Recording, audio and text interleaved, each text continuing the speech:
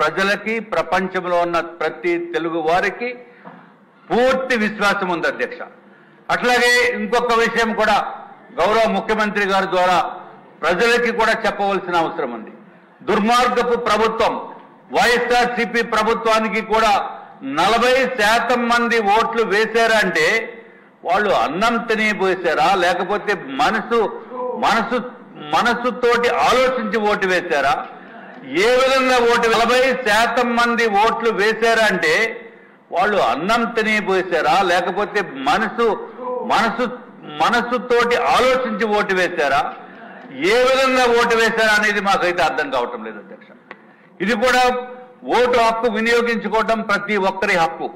కానీ ఓటు ఒక మంచికి ఓటు వేయాలి, ఒక చెడుని దూరంగా పెట్టాలని చెప్పి 5 సంవత్సరాల పరిపాలన చూసిన తర్వాత కూడా